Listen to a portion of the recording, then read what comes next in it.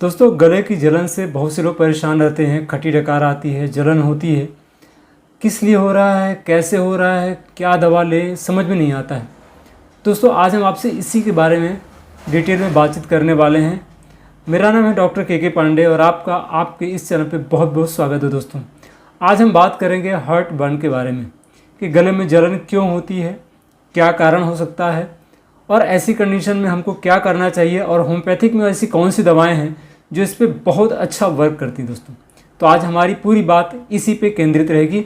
अंत तक देखिएगा दोस्तों, बहुत ही ज़बरदस्त वीडियो होने वाली है और आपके बहुत काम आएगी। दोस्तों, हार्ट बर्न होता क्यों है, पहले इसको समझ लेते हैं। हार्ट बर्न बेसिकली इस वजह से होता है कि जब भी हमारा एक रिफ्लेक्स एक्शन होता है, जैसे आपने देखा होगा कि हम लोग कोई स्क्रू होता है तो स्क्रू को टाइट करते आगे की तरफ जाता है ना, ऐसे, ठीक है। तो ये इसको बोलते हैं क्रमाकुंचन गति। ये आगे की तरफ बढ़ता चला जाता है। ये एक प्रोसेस होता है हमारे आंत का, ठीक है। हमारे जब स्टमक से जब खाना आगे बढ़ता है तो ये इसी प्रकार आगे बढ़ता चला जाता है। लेकिन कभी कभी कंडीशन ऐसी होती है कि जब ये वापस हो जाता है, यानी ये रिवर्स कंडीशन में आने लगता है, आगे ना बढ़ कर ये पीछे की तरफ अगर आने लगे तो क्या होगा, जितनी भी चीज़ें होंगी वो वापस हमारी तरफ आ जाएंगी। तो कभी कभी जब ये उल्टा आने लगता है तो ये हमारे गले में वापस आना शुरू हो जाता है, जो कि इसका रिवर्स एक्शन होता है। इसको बोलते हैं पेरिस्टैल्टिक मोशन, ठीक है। तो जब ये उल्टा हो जाता है तो हमारे मुंह के अंदर में आना शुरू हो जाता है। अब ये उल्टा होता किन कंडीशंस में, इसको समझ लेते हैं।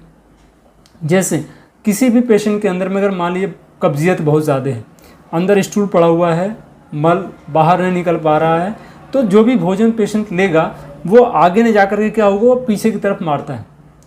तो इससे क्या होता है कि कभी कभी आप ऐसे पेशेंट को देखेंगे जिनके अंदर में गले में खट्टी डकार, इवन जो 2 घंटे 4 घंटे 6 घंटे पहले खाना खाया हुआ, उसकी महक, उसका स्मेल, उसकी जो टेस्ट है वो गले के अंदर आना शुरू हो जाता है, मुंह के अंदर वो टेस्ट आना शुरू हो जाता है।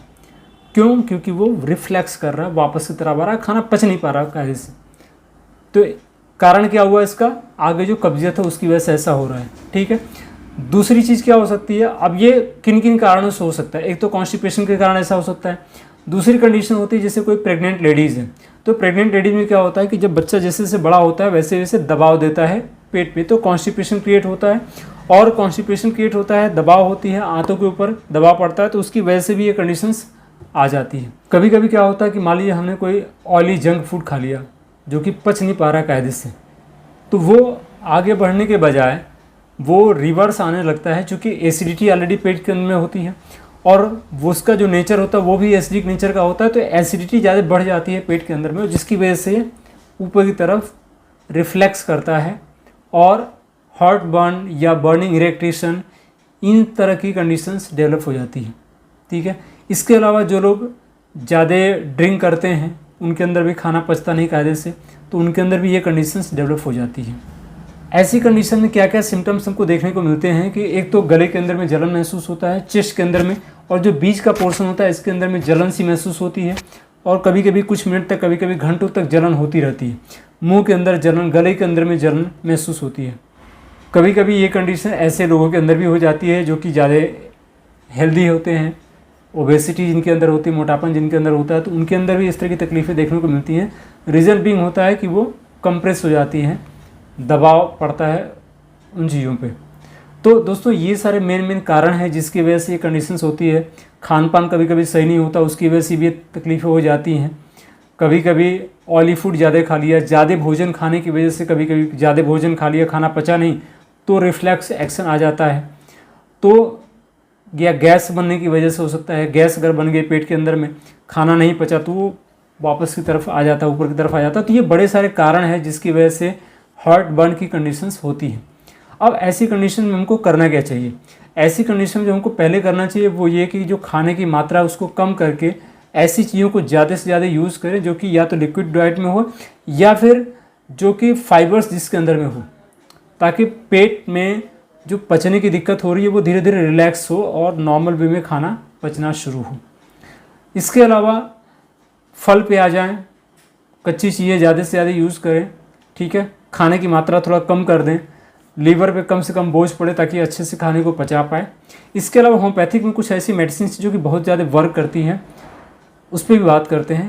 पहली दवा है नक्स वोमिका। दोस्तों नक्स भूमिका बहुत ही बढ़िया काम करती है ऐसी कंडीशन में जबकि हार्ट बर्न की कंडीशन होती है। नक्स भूमिका अगर आप लेते हैं तो आप देखेंगे कि बहुत जल्दी आपको रिलीफ होना शुरू हो जाता है इन सारी कंडीशंस में। स्पेशली ड्रिंक करने के कारण, कॉफ़ी यूज़ करने के कारण, कैफीन यूज़ करने के कारण, बियर यूज़ करने के कारण अगर ये कंडीशन डेवलप होती है तो वहाँ पे नक्स भूमिका बहुत ज़्यादा यूज़फुल होती है दोस्तों। इसको आप 30 या 200 पोटेंसी में दिन में सुबह, दोपहर, शाम या रात के वक्त में अगर आप लेते हैं तो आप देखेंगे कि बहुत जल्दी आपको रिकवरी होनी शुरू हो जाती है, आराम मिलना शुरू हो जाता है। दूसरी दवा है होम्योपैथिक में, वो है पल्साटिला। अगर कभी भी ऑयली फूड खाने की वजह से या ज़्यादा तीखा, मिर्च, मसाला ऐसी चीज़ें खाने की वजह से अगर ये कंडीशन डेवलप हो रही हो तो वहाँ पे पल्साटिला 30 या 200 पोटेंसी को लगातार आप यूज़ करते हैं तो बहुत तेज़ी से आपको रिलीफ मिलना शुरू हो जाता है। इसमें सिम्टम क्या क्या मिलते हैं कि एक तो प्यास नहीं रहती है, मुंह सूखा रहता है और साथ में गले में जो खट्टापन या तीखापन ये महसूस होता है। कभी कभी पेशेंट को कोई टेस्ट नहीं आता मुंह के अंदर में, कभी कभी बिटर टेस्ट मुंह के अंदर आता है और कभी कभी नाउजिया, वोमिटिंग जैसी कंडीशंस हो जाती है जिसमें हरे रंग का पित्त बाहर आता है। वैसी कंडीशन में पल्साटिला बहुत अच्छा वर्क करती है दोस्तों। तीसरी दवा है नेट्रम फॉस। नेट्रम फॉस को 30 या 200 पोटेंसी में यूज़ कर सकते हैं या फिर इसका 3x या 6x में भी इसको यूज़ कर सकते हैं फ्रीक्वेंटली। नेट्रम फॉस एक यूनिवर्सल मेडिसिन कही जा सकती है हार्ट बर्न के केस में, क्योंकि हार्ट बर्न का कोई भी अगर केस है उसमें इमीडिएट रिलीफ के लिए नेट्रम फॉस बहुत ही ज़बरदस्त काम करती है। हार्ट बर्न की कंडीशन हो तो नेट्रम फॉस अगर आप देते हैं तो आप देखेंगे कि बहुत ही जल्दी आपको रिलीफ होना शुरू हो जाएगा।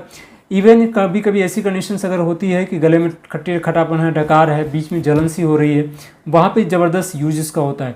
कभी कभी शुगर यानी मीठा पर ज़्यादा खा लेने की वजह से अगर खट्टापन आ जाए, खट्टी डकार आने लगे, तो वहाँ पे बहुत ही बेहतरीन काम करती है नेट्रम फॉस। एक दवा है दोस्तों आयरिस वी। आयरिस वी बहुत अच्छा काम करती है ऐसे पेशेंट के लिए जिनके अंदर में खट्टापन होता है, मतलब पूरा जीआईटी में, गैस्ट्रो इंटेस्टाइनल ट्रैक्ट में ऊपर से नीचे तक एक खट्टापन अगर महसूस होता हो तो वैसी कंडीशन के लिए आयरिस वी बहुत अच्छा काम करती है। कुछ और दवाएं इसके साथ में दोस्तों, जैसे रुबेनिया भी बहुत अच्छी दवा है हार्ट बर्न के लिए। आर्सेनिक एल्बम है, फास्फोरस है, तो ये दवाएं भी बहुत अच्छा वर्क करती हैं जब भी गले के अंदर में अगर तकलीफ़ होती है। जैसे आर्सेनिक है, गर्म चीज़ों से पेशेंट को आराम मिलता है। फास्फोरस में ठंडी चीज़ पीने से पेशेंट को आराम मिलता है इन सारी तकलीफ़ों में। तो दोस्तों ये कुछ बेसिक मेडिसिन हैं जिस पे अगर सही तरीके से काम किया जाए तो आप हार्ट बर्न की समस्या चाहे कितनी पुरानी ही क्यों ना हो, बहुत ही आसानी से उसको ठीक कर सकते हैं। और साथ में खाने पीने का अगर थोड़ा ध्यान दे दें तो आगे भी ये तकलीफ़ें नहीं होंगी। तो दोस्तों आज हमने बात किया आपसे हार्ट बर्न के बारे में, जिसमें खट्टापन आ जाता है, मुँह के अंदर में खट्टी डकार आने लगती है जो कि बड़ी तकलीफदेह होती है। ऐसी कंडीशंस में अगर उल्टी भी हो जाती है तो उन सारी चीज़ों को इन दवाओं से ठीक की जा सकती है। और भी दवाएं हैं जो कि इन कंडीशन को सही कर सकती हैं, लेकिन ये वो बेसिक दवाएं हैं जिनसे हार्ट बर्न को ठीक किया जाता है। दोस्तों इनके और क्या क्या सिम्टम्स होते हैं अगर उनको जानना हो तो आपको प्लेलिस्ट में मेरी मेडिसिन की बहुत सारी आपको प्लेलिस्ट मिल जाएगी, जिसमें आप इन सारी दवाओं के पर्टिकुलर जो सिम्टम्स होते हैं उनको जान सकते हैं। इवन जो मैं अपनी क्लास चलती है मेरी, उसके अंदर में भी इन सारे सिम्टम्स के बारे में बातचीत करता रहता हूँ, तो वहाँ पे भी आपको इसके बारे में डिटेल इन्फॉर्मेशन मिल सकती है। जो लोग भी इच्छुक हों क्लास ज्वाइन करने के लिए, जिसमें होम्योपैथिक मेडिसिन के एक एक सिम्टम के बारे में मैं बताता हूँ, वो अगर ज्वाइन करना चाहते हैं तो आप आ जाइए मेरे क्लास में। वहाँ पे आपको डिटेल इन्फॉर्मेशन मिलेगी किसी भी मेडिसिन के बारे में, इवन जो होम्योपैथी के सिद्धांत हैं उनके बारे में। और दोस्तों हमारी कई सारी चीज़ें चल रही हैं, आपको पता ही है कि संडे टू संडे मेडिसिन के बारे में भी हम लोग क्लास ले रहे हैं। किसी पर्टिकुलर बीमारी के बारे में संडे टू संडे क्लास ले रहे हैं, जिसमें एक एक संडे में एक बीमारी को लेते हैं, उससे संबंधित जितनी भी जानकारी है, उससे संबंधित मेडिसिन से उसकी पूरी डिटेल इन्फॉर्मेशन, और किसी एक दो लोगों के बारे में वहाँ पे केस टेकिंग भी करते हैं, कैसे केस टेकिंग की जाती है वो सभी इन्फॉर्मेशन वहाँ पे मिलती है। तो जो लोग इच्छुक हों और ज़्यादा सीखने के लिए होम्योपैथी के बारे में या बीमारी के बारे में या मेडिसिन के बारे में, तो वो लोग हमारे क्लासेस में आ सकते हैं। डिटेल ज़्यादा इन्फॉर्मेशन चाहिए उसके लिए आप व्हाट्सअप नंबर हमारा है, वहाँ पे आप मैसेज कर सकते हैं और डिटेल इन्फॉर्मेशन आपको वहाँ पे मिल जाएगी। फिर मिलते हैं दोस्तों एक और जानकारी से भरी वीडियो में, तब तक अपना ख्याल रखिएगा। जय हिंद, जय भारत दोस्तों।